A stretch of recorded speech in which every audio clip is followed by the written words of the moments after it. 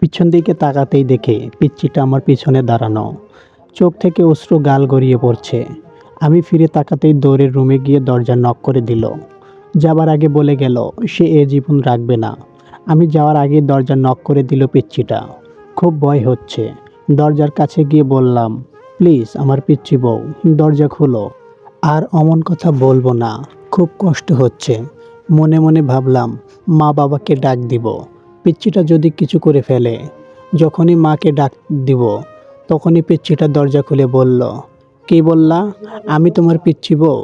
তুমি কি করে ভাবলে আমি সুইসাইড করবো? আর ওই শাকচুন্নিটা তোমার সাথে ঘর করবে? আমি তোমায় ছাড়ি না। তবে আমি সব শ্বশুরকে বলে দেব।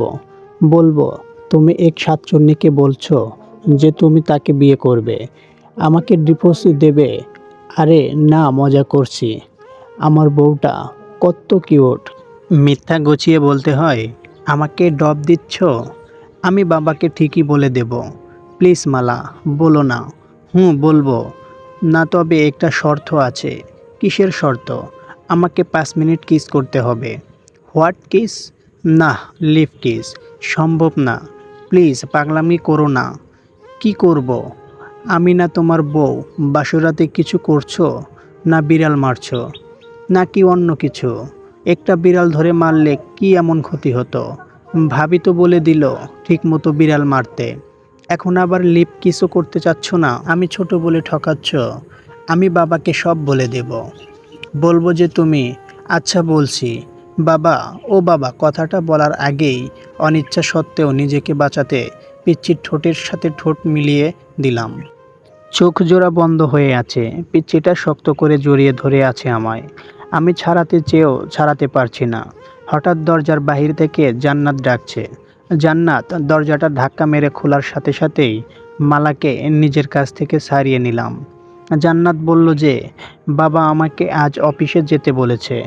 জান্নাতকে বললাম, বাবাকে বল আমি অফিসে যাচ্ছি। বাসা থেকে বের হয়েই স্বস্তির নিঃশ্বাস নিলাম। পিচ্চিটার হাত থেকে বাঁচলাম। গাড়িতে থাকা অবস্থায় একটা মেসেজ আসলো। মেসেজে লেখা, ইমোতে আসো। ইমোতে গিয়ে দেখি সাথী হাত কেটে পিক দিয়েছে। সাথে সাথেই ফোন দিলাম। কতক্ষণ রিং হওয়ার পর ফোনটা ধরলো সাথী। এই পাগলি, এমনটা কেউ করে? আমি কাকে নিয়ে বাঁচব? আমি যে তোমাকে ছাড়া বাঁচব না। কি করব? তোমার বউ হয়ে তোমার বাড়িতে আমার যাওয়ার কথা ছিল। নিজের ভালোবাসার মানুষ অন্যর বুকে, যাকে নিজের থেকে বেশি ভালোবাসলাম, আজ সে আমার না। কেন যে আল্লাহ আমাকে এসব দেখার জন্য বাঁচিয়ে রেখেছে? আমি সত্যি বাঁচতে চাই না বাদশা। যে জীবনে তোমাকে পাবো না সে জীবন রেখে লাভ কি বলো? প্লিজ থামবে তুমি? আমার যে আর সহ্য হচ্ছে না। আমি আজ বিকেলে প্লিজ আমার সাথে পার্কে দেখা করো। আচ্ছা, 4টায় দেখা করব। এদিকে অফিস শেষ করে 4টা পার্কের দিকে রওনা দিলাম। পার্কে গিয়ে দেখি সাথীর নীল শার্ট পরে বসে আছে। সাথীর পাশে গিয়ে বসলাম। বাতাসে সাথীর চুল থেকে মাতাল হাওয়া আসছে। আমার বাসা থেকে সাথী আমার দিকে চেয়ে কেঁদে দিল। সাথীর চোখ থেকে টুপ টুপ করে পানি পড়ছে। মনে হচ্ছে আমার হৃদয়পিণ্ডের রক্তক্ষরণ হচ্ছে। সাথীর কাজল কালো চোখ জোড়া চোখের পানিতে লিপস্টে যাচ্ছে। চোখগুলি ফুটে গিয়েছে। হাতের দিকে তাকাতেই কলিজাটা কেঁপে উঠল। সাথী হাতে ব্যান্ডেজ বুঝতে বাকি রইল না যে এটা সাথীর পাগলামি। চোখ দিয়ে অনবরত পানি আসছে। কিভাবে ভুলবো 3 বছরের ভালোবাসা? এই তুমি কাঁদছো কেন? তুমি না আমায় প্রাণ? আর কত কষ্ট দেবে জানো? যখন শুনেছি তোমার বিয়ে হয়ে গেছে মনে হয়েছে প্রাণটা কেউ বের করে নিয়েছে। কত স্বপ্ন দেখাছিলাম তোমাকে নিয়ে, সব আজ শেষ। আমায় একটু বুকে নিবে? কাঁদতে কাঁদতে কথাটা বলল। সাথীর বলতে দেরি হয়েছে, পাগলামিটা শপথ করে জড়িয়ে নিতে দেরি হয়নি।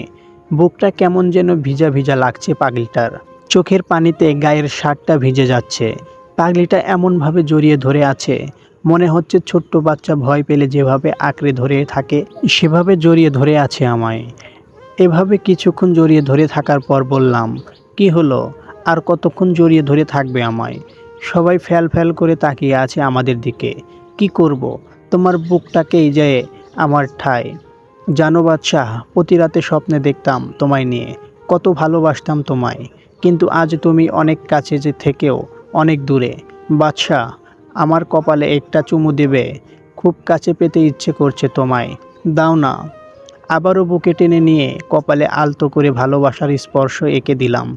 আচ্ছা বর্ষা, তুমি না বলেছ ওই মেয়েকে ডিভোর্স দেবে? হ্যাঁ, তাহলে আমার কথা ছুঁয়ে কসম করো ওকে ডিভোর্স দেবে। যদি ডিভোর্স না দাও তাহলে আমার মরা মুখ দেখবে।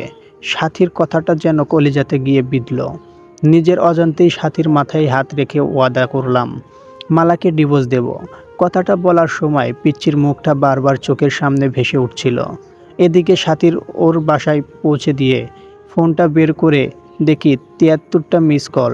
ফোন সাইলেন্ট ছিল, তাই বুঝতে পারিনি। এদিকে সন্ধ্যায় বাসায় এসে দেখি মালা কোথাও নেই।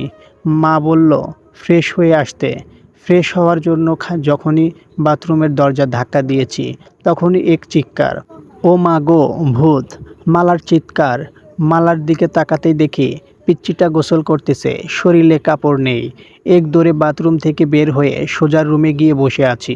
কিছুক্ষণ পর দেখি পিচ্চিটা ভেজা চুলে আয়নার সামনে গিয়ে বসলো। শাড়িটা কোনোরকম শরীরে পেঁচিয়েছে। আমার শরীরটা রাগে ফাটতেছে। বাথরুমের ঘটনার কথা মনে করে তাই গিয়ে জিজ্ঞেস করলাম, ওই পিচ্চি মেয়ে, বাথরুমে গোসল করলে দরজা নক করে দিতে হয়?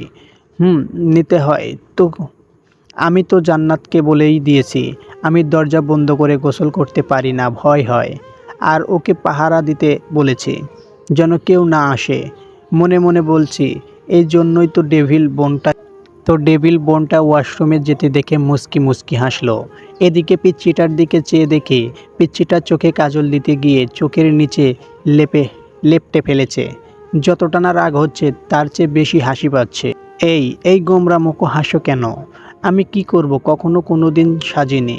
কিন্তু তুমি আমাকে আদর করো না, ভালোবাসো না, তাই আমার লক্ষ্মীর ননদিটা আমাকে এভাবে সাজতে বলেছে।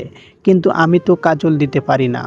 দিয়ে দাও না, সেদিনের মতো শাড়ি পরিয়ে দাও না। পিচ্চিটার কথা শুনে খুব রাগ হচ্ছে। বাবা যে কী দেখে পিচ্চিটাকে আমার ঘাড়ে চাপিয়ে দিয়েছে। এই পিচ্চি, আরেকবার শাড়ি এবং কাজল দিয়ে দেওয়ার কথা বললে ঘর থেকে বের করে দেব। পিচ্চিটা কথাটা শুনে কান্না করে দিল। হেঁচকি দিয়ে দিতে বলল, আমাকে তাড়িয়ে দিও না। তুমি তাড়িয়ে দিলে আমি কোথায় যাব? আমার যে কেউ নেই তুমি ছাড়া। আমি রুম থেকে বের হয়ে গেলাম। মা খাবার বেড়ে দিল। যখনই খাবার মুখে দেব তখনই বলল, বাদশাহ বাবা। মালা মাটা খায়নি। মালা বলছিল তুই আসলে খাবে। জানিস বাবা, ছোট মেয়ে তো সারাদিন এত করে বলার পরেও কিছু খায়নি। মেয়েটার মুখের দিকে তাকানো যায় না। ওকে নিয়ে একসাথে খাবার। কথা শুনে অজান্তেই মনটা খারাপ হয়ে গেল। পিচ্চি মেয়ে পাগলামি দেখে, আচ্ছা মা তুমি বসো, আমি মালাকে নিয়ে আসছি। এই বলে রুমে গিয়ে দেখি পিচ্চিটার ড্রেসিং টেবিলের সামনে বসে এখনও কাঁদছে। এই মালা, তুমি খাওনি কেন? স্বামীকে ছাড়া স্ত্রী খায়? আচ্ছা চলো একসাথে খাবো। আর হ্যাঁ, আজকের পর খাওয়ার সময় হলে খেয়ে নেবে, আমার জন্য অপেক্ষা করতে হবে না। না, আমি খাবো না। তুমি একটা পচা, আমাকে আদর করো না। খেতে পারি না, তার আগে আমার চোখে কাজল দিয়ে দেবে, কালকের মতো শাড়ি পরিয়ে দিবে। জানো তোমার স্পর্শে আমার অঙ্গ জুড়ে থাকে। তুমি বোঝো না তোমার স্পর্শে আমি কতটা শিহরিত। নিজের অনিচ্ছা সত্ত্বেও পিচ্চিটার চোখে কাজল এবং শাড়ি পরিয়ে দিলাম। রাতে একসাথে খেয়ে একটা বালিশ আর চাদর নিয়ে ফ্লোরে ঘুষে পড়লাম। পিচ্চিটাকে খাটে শুতে দিলাম। এদিকে পিচ্চিটা খাটে শুয়ে থাকবার জন্য বললেও ধমক দিতেই আর কিছু বলেনি। এদিকে রাতে ঘুমিয়ে গেছি, হঠাৎ বুকটা ভারী ভারী লাগছে। চোখ খুলতেই ভূত দেখার মতো ভয় পেলাম। কারণ মালা আমার বুকে শুয়ে আছে। চাঁদের আলো জানালার কাচ ভেদ করে পিচ্চিটার মুখে পড়েছে। এত মায়াবতী লাগে কোনো মেয়েটাকে চাঁদের আলোয়, না দেখলে অজানাই থেকে যেত। হঠাৎ সাথীর কথা মনে হতেই পিচ্চিটাকে বুক থেকে সরিয়ে দেওয়ার জন্য ধাক্কা দিতেই আরও শক্ত করে জড়িয়ে ধরল। এই কি করছো? ওঠো বলছি। মালা ঘুমের মাঝেও চোখ খুলতে খুলতে বলল, আমার স্বামীকে জড়িয়ে ধরে আছি, এতে খারাপের কি? আমার অধিকার আমার আদায় করতে নিব। বুক থেকে ছাড়িয়ে কষে একটা থাপ্পড় দিয়ে বলতে লাগলাম, তোকে বলেছি না আমাকে স্বামীর না ভাবতে? কেন জড়িয়ে ধরে থাকিস? আমি বলছি না তোকে ডিভোর্স দেব। কথাটা বলেই খাটে চলে গেলাম। মালা, আমি আবার গভীর ঘুমে হারিয়ে গেলাম। এদিকে ঘড়ির কাঁটা ১টা বাজতেই মালা ঘুম থেকে ওঠে, সুন্দরভাবে অজু করে, ২ রাকাত নামাজ শেষ করে মোনাজাত ধরে বলতে লাগলো, হে পরওয়ারদিগার, আমার আল্লাহ, তুমি তো সর্বশক্তিমান, তোমার হুকুম ছাড়া গাছের একটা পাতাও নড়ে না, তুমি ছাড়া তো আমার কষ্ট বোঝার মতো কেউ নেই। এই মধ্যরাতে পৃথিবীর সবাই যখন গভীর ঘুমে, তখন তোমার অভাগী বান্দিটা তোমার দরবারে ২টি হাত তুলে ধরেছে। তুমি কি দেখো না আল্লাহ, আমি আমার স্বামীকে কতটা ভালোবাসি। আমার বুক থেকে আমার স্বামীকে তুমি কেড়ে নিও না। তোমার পবিত্র কালাম পড়ে বিবাহ নামক পবিত্র বন্ধনে আবদ্ধ হয়েছি। এ বাঁধন ছিন্ন করো না, বাঁচব না আল্লাহ। ও আল্লাহ, আমার স্বামীর পায়ের নিচে জায়গাটুকু আমাকে ভিক্ষা দাও। কথাটা বলে ফুপিয়ে ফুপিয়ে কাঁদতে লাগলো। পরের দিন সকালে মায়ের ডাকে ঘুম ভাঙল। বাবা আজকে অফিসে যেতে না বলে মালাকে কলেজে ভর্তি করিয়ে দিতে বলল। আমি বাবার কথাই না করতে পারি না, তাই অনিচ্ছা সত্ত্বেও মালাকে নিয়ে বাইকে করে রওনা দিলাম। কলেজের গেটে বাইক দাঁড় করানোর সাথে সাথেই যা দেখলাম তা দেখা একেবারে প্রস্তুত ছিলাম না। এখন আমি কি করব ভেবে পাচ্ছি না কিছু।